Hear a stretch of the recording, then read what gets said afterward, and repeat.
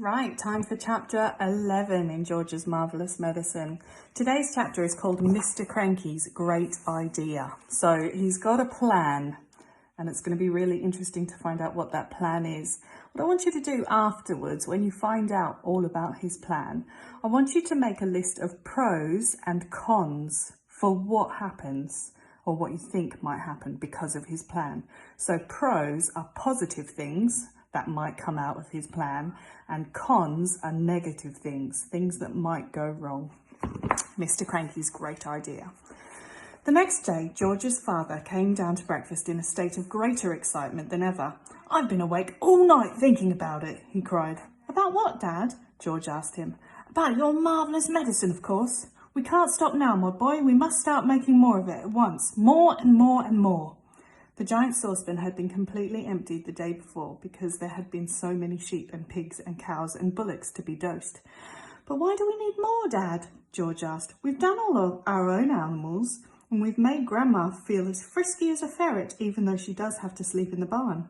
"My dear boy," cried Mr. Cranky, "we need barrels and barrels of it, tons and tons. Then we'll sell it to every farmer in the world so that all of them can have giant animals.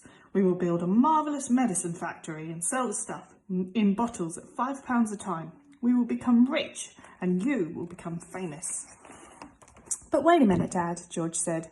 "There's no waiting," cried Mr. Cranky, working himself so much that he put butter in his coffee and milk on his toast. "Don't you understand that this tremendous invention of yours is going to do to the world? Nobody will ever go hungry again." "Why won't they?" asked George. "Because one giant cow will give 50 buckets of milk a day," cried Mr. Cranky, waving his arms. "One giant chicken will make 100 fried chicken dinners, and one giant pig will give you 1,000 pork chops. It's tremendous, my dear boy. It's fantastic. It'll change the world." "But wait a minute, Dad," George said again. "Don't keep saying wait a minute," shouted Mr. Cranky. "There isn't a minute to wait. We must get cracking at once." "Do calm down, my dear," Mrs. Cranky said from the other end of the table, "and stop putting marmalade on your cornflakes." "The heck with my cornflakes," cried Mr. Cranky, leaping up from his chair. "Come on, George, let's get going.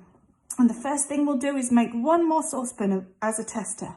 But Dad," said little George, "the trouble is—" "There won't be any trouble, my boy," cried Mr. Cranky. "How can there possibly be any trouble? All you've got to do is put the same stuff in the saucepan as you did yesterday. And while you're doing it, I'll write down each and every item, and that's how we'll get the magic recipe." "But Dad," George said, "please listen to me." "Why don't you listen to him?" Mrs. Cranky said. "The boy's trying to tell you something."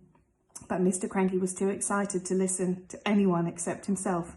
"And then," he cried, "when the new mixture is ready, we'll test it out on an old hen just to make absolutely sure we've got it right.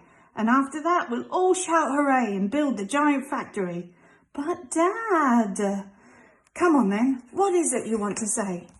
"I can't possibly remember all the hundreds of things I put into the saucepan to make the medicine," George said. "Of course you can, my dear boy," cried Mr. Cranky. "I'll help you. I'll jog your memory. You'll get it in the end. You see if you don't. Now then, what was the very first thing that you put in?" "I went up to the bathroom first," George said. "I used lots of things in the bathroom and on Mummy's dressing table." "Come on then," cried Mr. Cranky. "Up we go to the bathroom." When they got there, they found, of course, a whole lot of empty tubes and empty aerosols and empty bottles. "That's great," said Mr. Cranky. "That tells us exactly what you used. If anything, it's empty because it means that you used it." So Mr. Cranky started making a list of everything that was empty in the bathroom. Then they went to Mrs. Cranky's dressing table. "A box of powder," said Mr. Cranky, writing it down. "Helga's hair set, flowers of turnips perfume. Terrific. This is going to be easy. Where did you go next?" "To the laundry room," George said. "But are you sure you haven't missed anything out up here, Dad?"